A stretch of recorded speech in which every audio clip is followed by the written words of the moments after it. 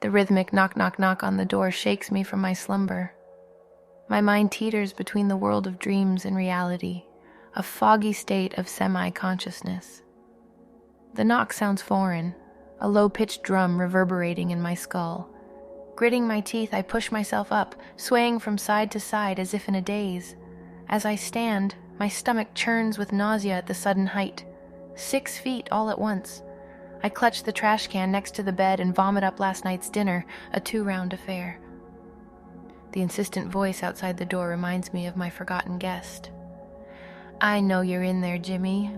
I saw you strut your business last night, bum." The woman's voice echoes, laced with anger. My morning is shaping up to be quite the event. My new home, a studio apartment, is in dire need of a deep clean.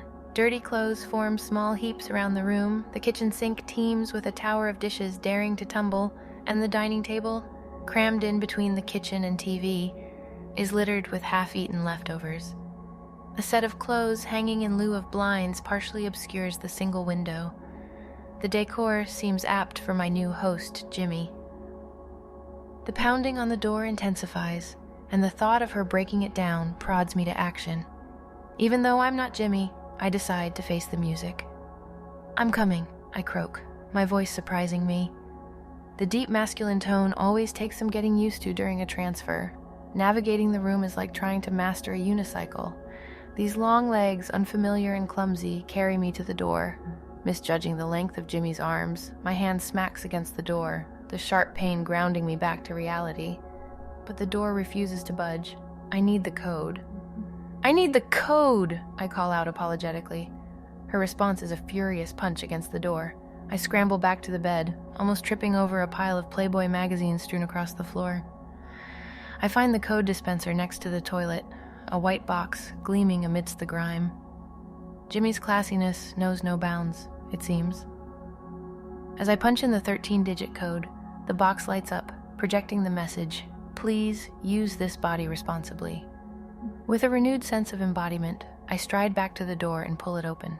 Standing there is a woman in her late 20s. Wild, dirty blonde hair cascades over her shoulder. Her eyes are sunken, a late-stage bruise decorating her left cheek. A broken lip adds to her battered look. As our eyes meet, she halts in her tracks. "You're not Jimmy," she murmurs aghast. "That's what I've been trying to tell you," I respond, gesturing for her to enter. "I'm Louise, but most people call me Lou." Her wariness intensifies when I extend my hand, so I withdraw it and take a step back. Being taller than her feels odd, given my real height is shorter than hers. We stand there in silence, the tension a palpable entity between us as she pulls out a red Marlboro box. Ignoring my refusal, she lights up and takes a puff. The smell, the sight, the offer triggers a craving in Jimmy's body, but I resist. "How'd you know?" I ask, distancing myself from the cloud of smoke to inspect the perilous pile of dishes. "That I'm a transfer, I mean." The woman steps into the studio apartment, crushing her cigarette on the dining table, adding yet another dark circle to the scarred wood. "The way you looked at me when the door opened. Well, the way you looked at these, at least."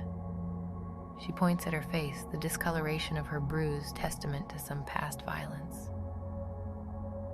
"He acts like they don't exist.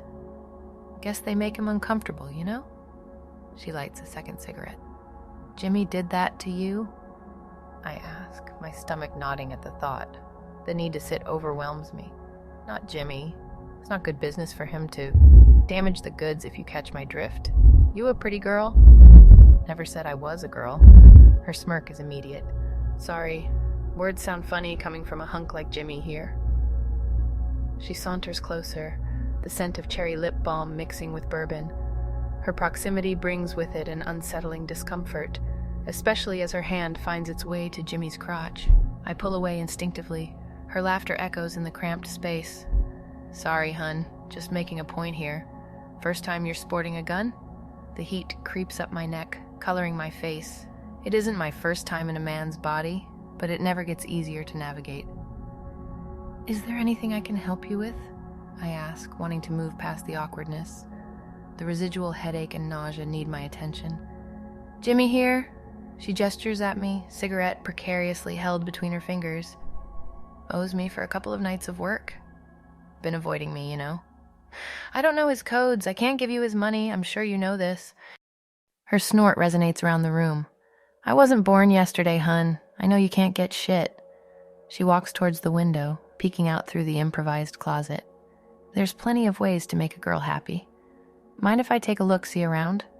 I do mind. I mean, I don't, but I'm sure Jimmy would mind. Her retort is sharp. Why do you care? She stands up defiant.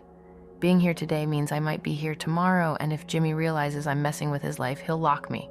Worse, he'll mess up my end of the line. Just like I'm in his body, he's back there in mine. Her smirk turns into a full-blown smile as she heads for the door. How did a goody two shoes like you end up in a piece of shit like Jimmy? Might as well take advantage of this one. Take it for a spin and live a little. He's no good anyways. Been here less than a day, and trust me, I'm not a fan of Jimmy either. You just don't get to choose your body these days. As she departs, I lock the door and turn on the TV, sprawling comfortably on Jimmy's bed. The day will pass, and I'll be myself tomorrow. I just hope Jimmy is behaving himself in the meantime.